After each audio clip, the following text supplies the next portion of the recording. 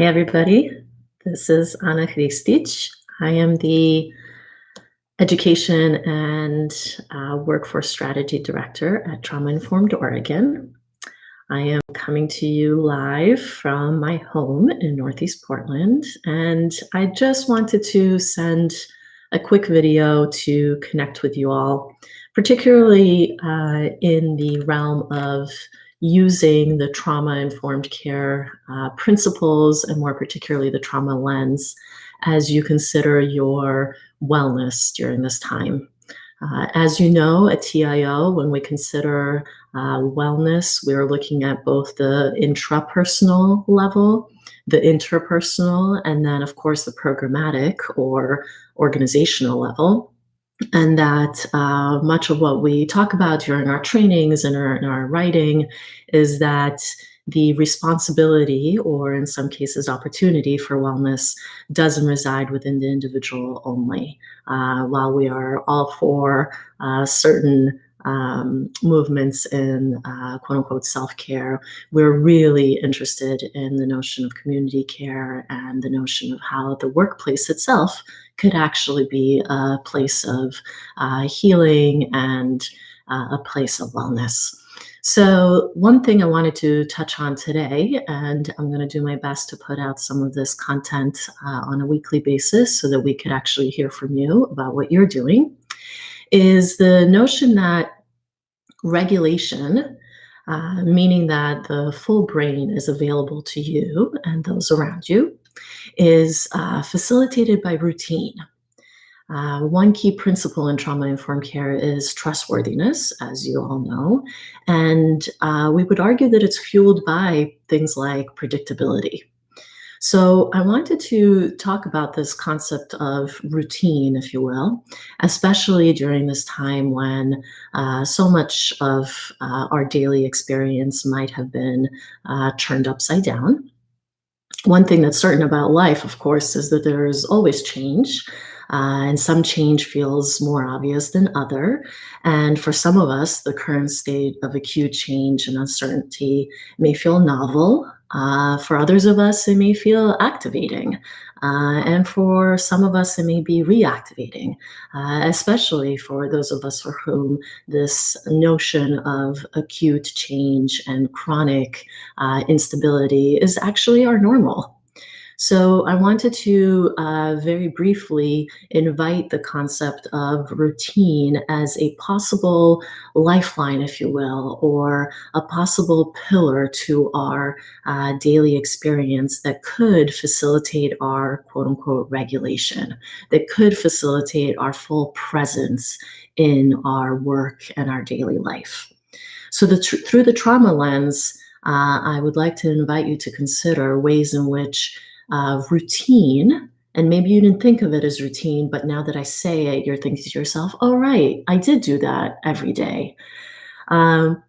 Ways in which routine may have been part of your daily life prior to any news of uncertainty that we've been getting these days. So intrapersonally, how is it that you maybe started or ended your day? How is it that you grounded yourself throughout your day? Interpersonally, what did you notice yourself doing on a daily basis that now that you consider it, you're actually thinking to yourself, oh, right, that is a routine of mine. The way that I make my morning coffee, or the way that I facilitate a meeting is the way in which I facilitated a sense of routine. So the first step to today's video is really to consider before things felt so in upheaval for you. Can you recall ways in which intrapersonally, so you're for yourself as an individual, intrapersonally, what kinds of routines and rituals did you have in place? Maybe you didn't name them as that, but what were they? And then interpersonally, so in the ways that you related to others, maybe it was to your pets, to your dear ones, to your colleagues, to complete quote unquote strangers, all right, on the bus or wherever. And then programmatically, organizationally, what were some of those routines that you had in place, right? Maybe it was the team huddle at the start of the day. Maybe it was the lunchroom gathering every Thursday. Maybe it was the way in which we actually said goodbye to each other as we left the office. So the first step is to reflect on what were some of those routines and rituals in your daily life prior to this amount of uncertainty and upheaval that you may be experiencing today. And then secondly, what are some ways in which you can reclaim those rituals or routines, right? Even if, let's say, you may be working from home these days, or you may be at risk of losing your employment, or kids are at home in an unpredictable and unexpected way, or you are caring for more individuals than you thought you ever would need to on a daily basis. Whatever your new normal is, how can you reclaim certain routines and rituals for the intrapersonal level, the interpersonal level, and the organizational level? So maybe intrapersonally, this is you starting your day before you even get out of bed with one moment of gratitude. What is one thing that you feel grateful for the morning, for the day before? Maybe it's doing some squats every time you're brushing your teeth. I don't know. It's not one I've taken up, but I've heard people do it, right? Every day, every moment that you brush your teeth, maybe you do some squats, and that's your routine or your ritual, a way of reclaiming your power and your agency at this very moment. Maybe if you're working from home or you are suddenly under or unemployed, maybe it's committing to still showering or getting dressed, even if you have no physical contact with anybody for the day, right? What are those intrapersonal ways that, despite the potential chaos and uncertainty that might be happening around us, you could put in place as a way to ground, as a way to create a sense of predictability and transparency and trustworthiness for your intrapersonal way of being? Your brain will be receiving messages of this routine, of this predictability that may communicate to it that it's safe enough to actually be fully online.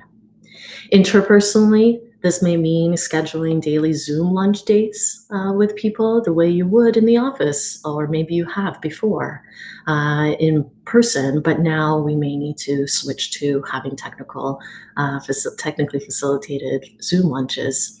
Maybe it's sending out a daily video or audio of humor. Humor is contagious, and so are other things.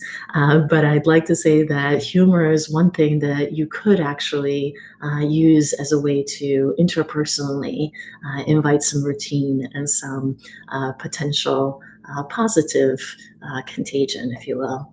And then we talked about intrapersonally, interpersonally, and finally programmatically.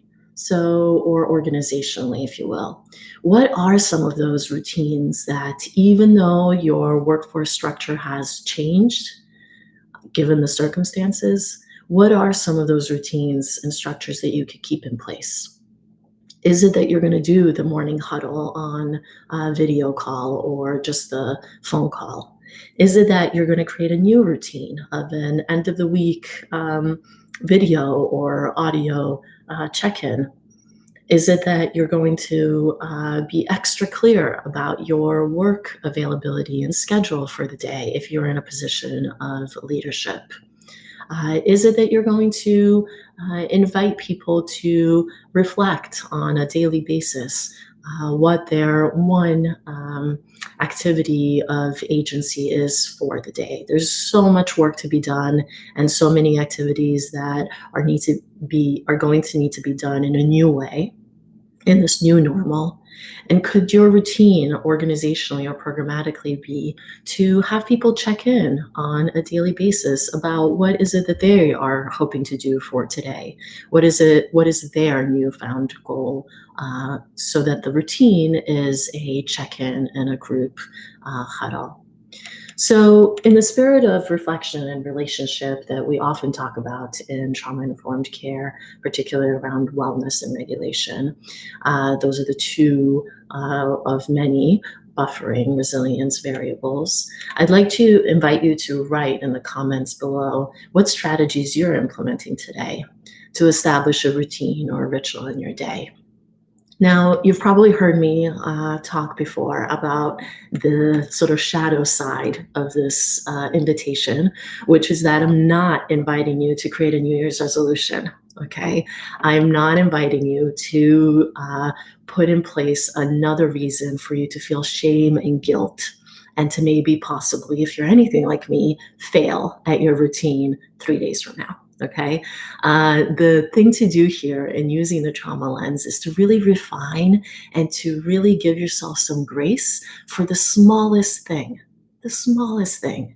So maybe it's simply the routine of making yourself some warm tea every day, the way you would have prior to all of this, and go ahead and engage in that, even if everything else around you seems to be in turmoil at the moment. Maybe it's taking 3 deep breaths before you answer the email that just came into your inbox, right? What is that very small, uh, full of grace routine or invitation of a ritual that you can provide to yourself so as to allow your full brain to be online?